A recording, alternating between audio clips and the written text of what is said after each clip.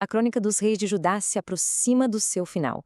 E os últimos reinados que estão registrados no livro de Crônicas nos mostram um estudo de contrastes muito fortes.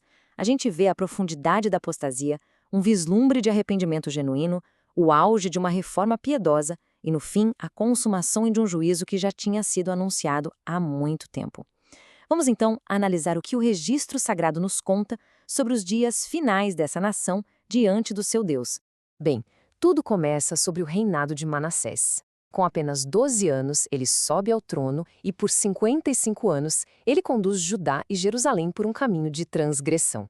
O texto bíblico é claro, diz que ele os fez cometer pecados ainda piores do que as nações que o próprio Senhor havia exterminado diante dos filhos de Israel, como lemos em 2 Crônicas, capítulo 33, versículo 9.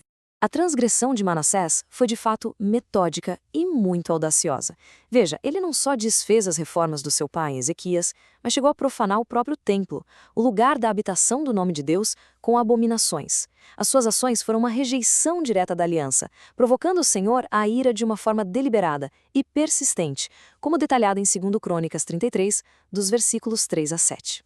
O Senhor chegou a advertir Manassés e o seu povo, mas eles não deram atenção. Então, como juízo, vieram os comandantes do exército do rei da Assíria, que prenderam Manassés com ganchos, o amarraram com correntes de bronze e o levaram para a Babilônia. E é aí que, na angústia do cativeiro, acontece uma reviravolta. Manassés se humilha e ora. E Deus, em sua misericórdia, ouve a sua súplica e o traz de volta ao seu reino. Isso está lá em 2 Crônicas 33, versículos 10 a 13.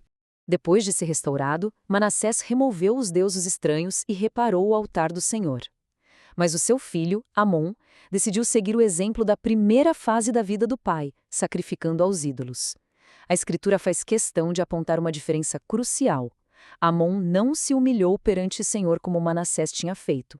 Pelo contrário, Amon foi acumulando mais e mais culpas, o que acabou culminando em seu assassinato. Depois de toda essa escuridão do reinado de Amon, uma luz parece finalmente surgir em Judá. Josias, seu filho, começa a reinar com apenas 8 anos de idade. E diferente do seu pai e do seu avô, ele busca o Deus de Davi desde a sua juventude. Esse desejo por retidão acabou preparando o cenário para um dos eventos mais importantes da história do reino. No 18º ano de seu reinado, enquanto o templo estava sendo purificado, o sumo sacerdote Ilquias faz uma descoberta de importância tremenda.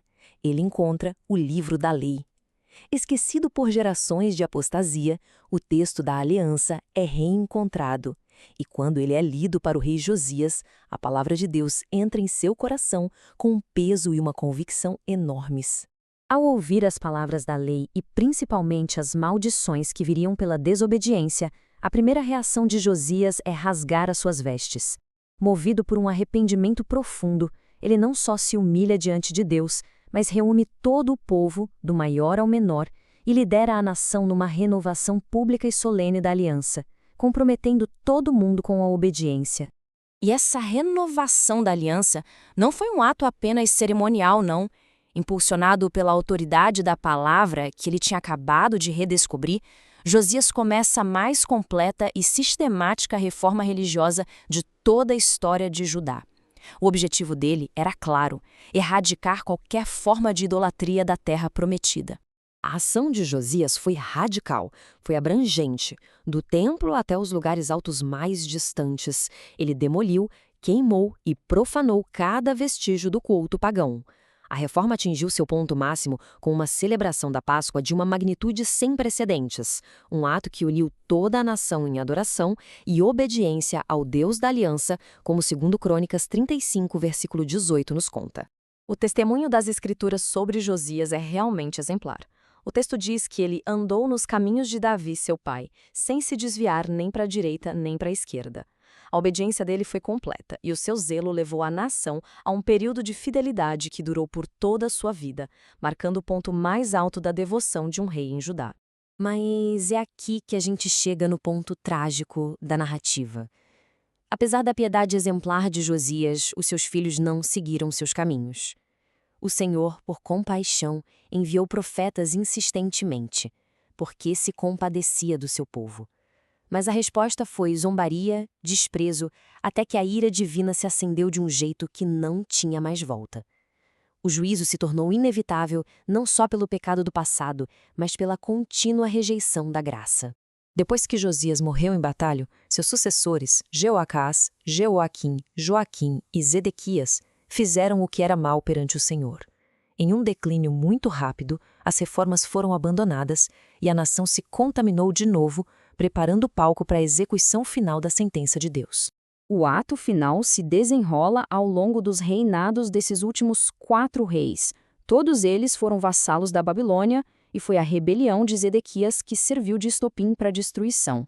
O texto bíblico diz que ele endureceu a sua cerviz e o seu coração para não voltar ao Senhor, Deus de Israel, e com isso ele selou o destino da cidade.